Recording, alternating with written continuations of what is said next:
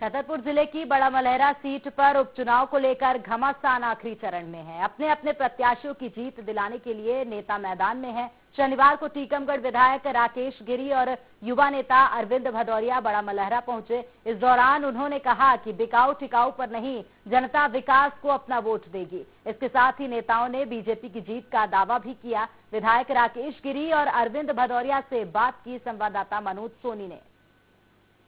भाजपा ने अपनी बिसात बिछा रखी है। प्रदेश भर के मंत्री नेता बड़ा मलहरा में उपचुनाव को लेकर पूरी दमखम से लगे हुए हैं। इस समय हमारे साथ मौजूद हैं टीकमगढ़ के विधायक राकेश गिरी, जो सरकना गांव में लगातार प्रचार प्रसार कर रहे हैं। प्रद्युम्न सिंह के लिए वोट मांग रहे हैं। क्या रणनीति होगी, किन मुद्दों को लेकर वो यहाँ पर वोट मांगने आए हैं, किन मुद्दों को लेकर? यहाँ पर मुद्दे कांग्रेस की जो सरकार जनता के बीच में आई थी, जनता ने उनको बहुमत दिया और सरकार बनते ही उनकी घोषणा थी कि 10 दिन में हम सारे किसानों का कर्जा माफ कर देंगे, बेरोजगारों को बेरोजगारी भत्ता देंगे, 1000 रुपये महीने पेंशन देंगे, विवाह बेटियों का जो होता है 25 से बढ़ाकर 50,000 रुपये देंगे। जो उनका वचन पत्र था, 15 महीनों में एक भी काम कांग्रेस की सरकार ने नहीं किया। कांग्रेस ने कहा है कि भाजपा ने 15 महीने में हमें काम भी नहीं करने दिया है। चूंकि कलम जिसकी होती है, ट्रांसफर जो उन्होंने उद्योग खोल रखा था, 15 वर्षों में जितने भारतीय जनता पार्टी ने ट्रांसफर नहीं किए उतने 15 महीनों में कांग्रेस की सरकार ने ट्रांसफर किए हैं। तो वो उसके लिए नहीं रुका, क्योंकि इनका एक ही, इन्हें पता था कि हमारी सरकार गिरेगी। कहीं ना कहीं विधायकों में असंतोष है, क्योंकि जितना भी विकास का मध्य प्रदेश का पैसा था, सारा पैसा छिंदवाड़ा चला गया।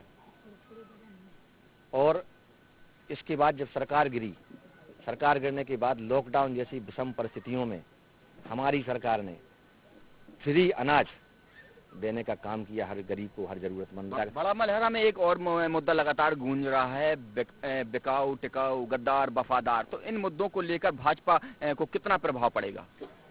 क्योंकि कांग्रेस के पास कोई एजेंडा नहीं है, कोई विषय नहीं है, इसलिए उनके पास एक ही नारा है। 15 महीनों में कुछ कर तो पाए नहीं कि जनता को गिनाए कि हमने बांध बनाया, हमने सड़कें बनाई, हमने रोजगार दिया।